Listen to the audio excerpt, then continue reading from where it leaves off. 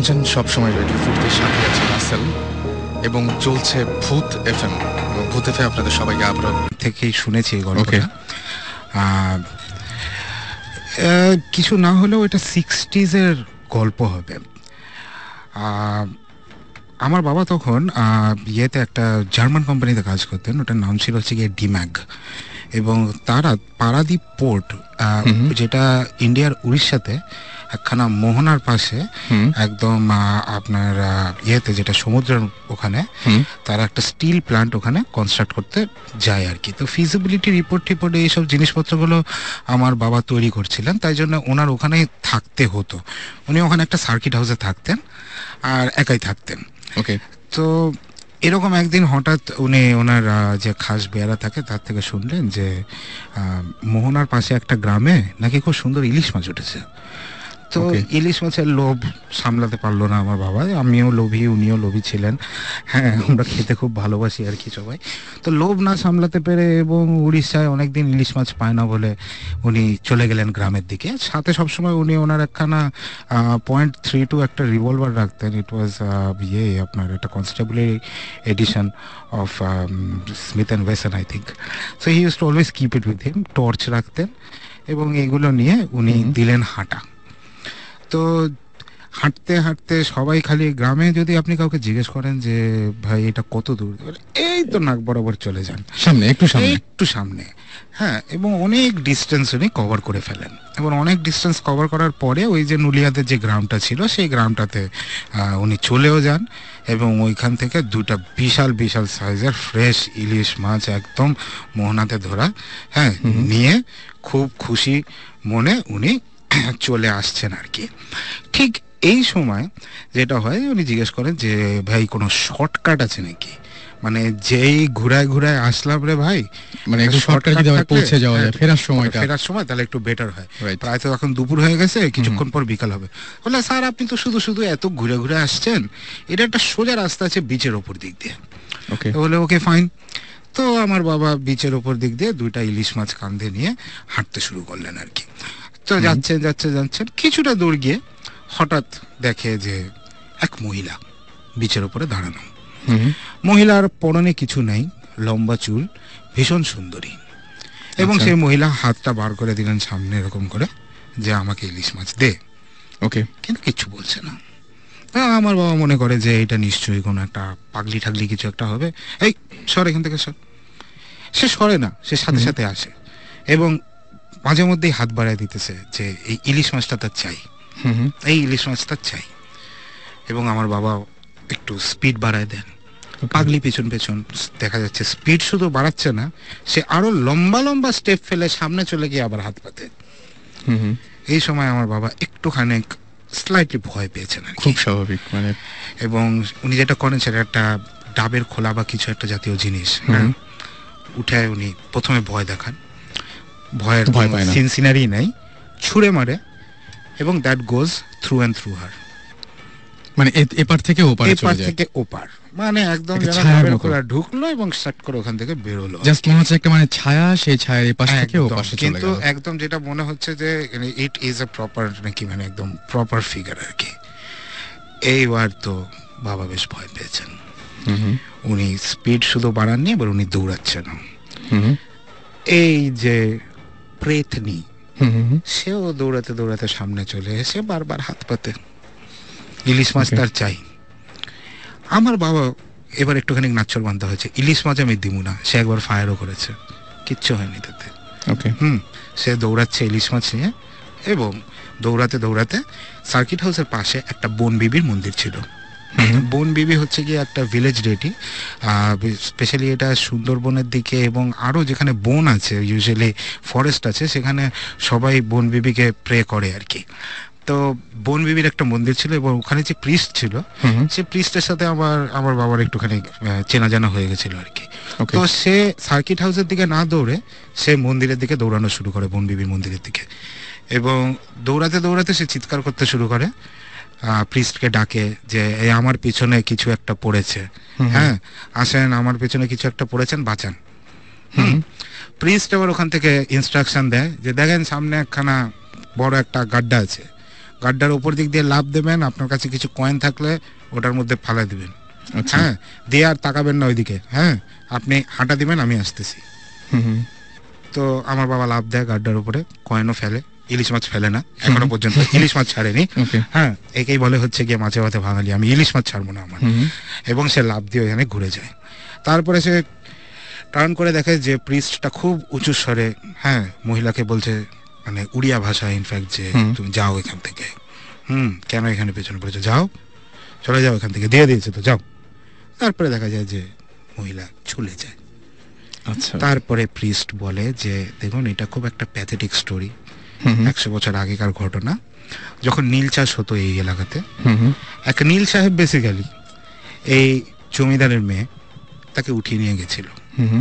Obviously সব জিনিসের পরে তাকে ফেলেও দেওয়া হয় আর কি, অ্যান্ড মার্ডার্ড।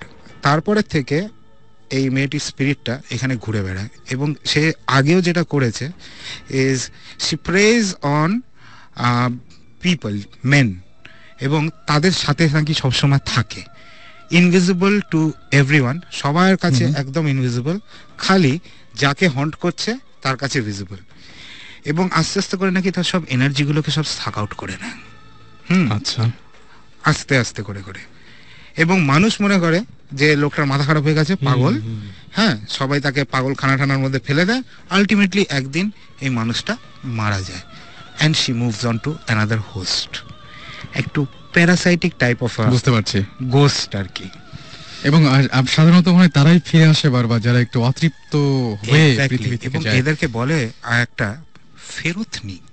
আচ্ছা, এবং আরেকটা জিনিস আমি এখানে শুনেছিলাম, একটা নতুন টার্ম, ফেরতনি, এবং আমি যারা ফিরে আসে, আচ্ছা, এদেরকে বলে ফেরতনি। হ্যাঁ, ফেরতনি।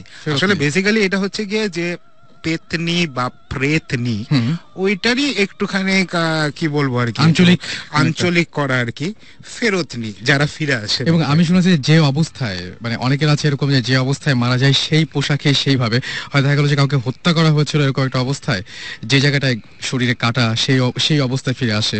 অনেকে আবার নাকি এরকম শুনেছি যে দেখা যায় যে অন্য কোনো ভাবে আসে, বা যার যেটা অভাব ছিল বা অতৃপ্ত ছিল, দেখা গেল যে কেউ ইলিশ মাছ না খেতে পেয়ে মারা গেছে, হাতে একটা ইলিশ নিয়ে ঘুরে বেড়াচ্ছে, এরকম হয়, আমি শুনেছি যে এই ব্যাপারগুলো।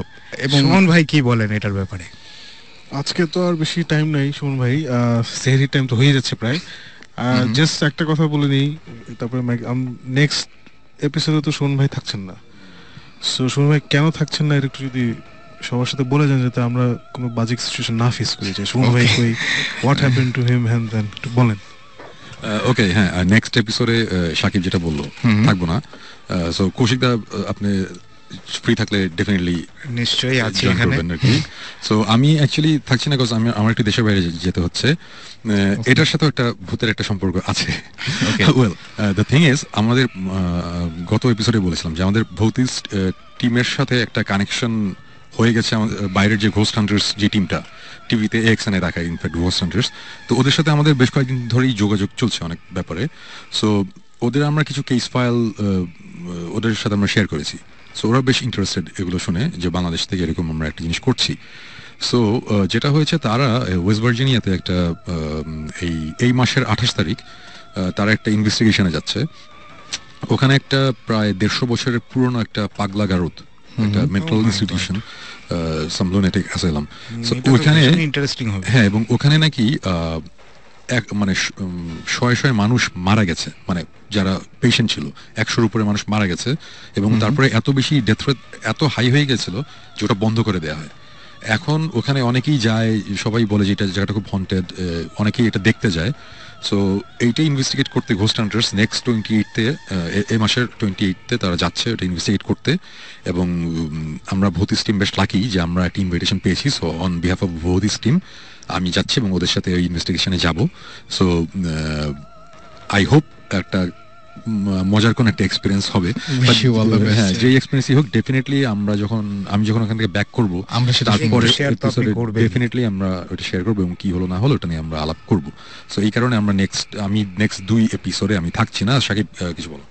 হ্যাঁ, লুনেটিক অ্যাসাইলামটা খুব ইন্টারেস্টিং আরেকটা কারণে, যে এখনকার দিনে পাগলা গারদে যারা মেন্টালি আনস্টেবল যে চিকিৎসাটা করা হয়, এটা খুবই নতুন ইন দ্য সেন্স দ্যাট গত 40-50 বছরে এই হিউম্যান ট্রিটমেন্টটা, মানে ট্রিটিং দেম অ্যাজ পিপল, পাগলদেরকে ঠিক মতো ব্যবহার করে ওদের সাথে সুন্দর করে ওদের দেখে বা যতটুকু সম্ভব। এই ইনস্টিটিউশনটা যেটা সুমন ভাই বললো 150 বছর 200 বছর পুরনো, সো আগে কিন্তু যারা পাগল হয়ে যেত তাদেরকে অমানসিক সব ট্রিটমেন্ট দেওয়া হতো, মানে literally electric shock therapy, brain কেটে মাথা কেটে ব্রেন খুলে খুলে দেখা হতো ওদের ফাংশনস কি হচ্ছে, বিকজ কেউ জানতো না তো একটা লোক পাগল হয়ে গেছে যে, সো কি করলেও ঠিক হবে কেউ জানতো না। সো ওই জানার জন্যই হোক বা যে কারণে হোক, মানে অমানসিক সব টর্চার করা হতো এদের উপরে। সো সুমন ভাই যেটা বললেন যে ডেথ রেট বাড়ার পিছনে this was a big factor আর কি। Okay, it's not just natural death. বুঝতে পেরেছি, মানে ওইভাবে যে কষ্ট পেয়েই মারা গেছে। ইয়েস, সো এর জন্য এটাই just I just wanted to add. Okay, তো আমার মনে হয় যে আর কোনো গল্প তো আজকে আমরা শুনছি কি? না, আজকে আর কোনো গল্প নাই। ওকে, আমাদের টাইমও প্রায় শেষ হওয়ার আগে আমি জাস্ট ছোট্ট একটা ঘটনা বলি। শিওর। সেটা হচ্ছে ধানমন্ডি 27 নম্বরে একটা বাসা আছে, একটা অ্যাপার্টমেন্ট কমপ্লেক্স আছে। নাম্বার আমি বলতে পারছি না স্বাভাবিকভাবেই, বাট আপনারা যদি কখনো ধানমন্ডি 27 নম্বর রোড দিয়ে যান রাত্রেবেলা, দুই পাশের বাসাগুলো অ্যাপার্টমেন্ট বিল্ডিং গুলো একটু খেয়াল করবেন। ওকে, একটা অ্যাপার্টমেন্ট বিল্ডিং এ বড় জোর 6টা কি 7টা লাইট জ্বলে, 6টা কি 7টা রুমের লাইট জ্বলে অ্যাপার্টমেন্টে। অ্যাপার্টমেন্টটা অনেক বড়, ওইখানে মনে করেন যে অ্যাটলিস্ট 30টার মতন অ্যাপার্টমেন্ট রয়েছে মানে কমপ্লেক্সটার মধ্যে। বাট আপনারা 6টা 7টার বেশি লাইট দেখবেন না সন্ধ্যার পর থেকে। রাইট, দেখবেন না। এর কারণ হচ্ছে ওই 6টা 7টা বা 10-12টা অ্যাপার্টমেন্ট ছাড়া বাকিগুলোতে কেউ থাকতে পারে না। এবং এটা কিন্তু একটা সত্যি ঘটনা, আমি নামটা বলতে পারছি না। আমরা ওখানে যেতে চেয়েছিলাম, ঢুকতে দেওয়া হয়নি সঙ্গত কারণে, সবাই চায় না। বাট আপনারা এটা একটু খেয়াল করবেন, তাহলে আপনারা বুঝতে পারবেন। আপনারা জাস্ট 27 নম্বর রোড দিয়ে রাত্রিবেলা যাওয়ার সময় দুই সাইডে একটু খেয়াল করবেন, কয়েকদিন করলে আপনারা ডিটেক্ট করতে পারবেন এটা কোন অ্যাপার্টমেন্ট এবং এই জিনিসটা ওখানে হয়। এটাই হচ্ছে একটা ছোট্ট গল্প। এনিওয়েজ, সো আমরা এই ছোট্ট গল্পটা দিয়ে ছোট্ট করে আজকে ইতি টানতে হচ্ছে আমাদেরকে। এবং আমার মনে হয় যে আবারও আগামী শুক্রবার আমরা ঠিক একদম মানে কি বলবো যে 11:59 আপনাদের সামনে হাজির হয়ে যাব। থ্যাংক ইউ কৌশিক দা আমাদেরকে চমৎকার কিছু গল্প বলার জন্য, এবং ভৌতিক টিমকে তো থ্যাংক ইউ জানাচ্ছি।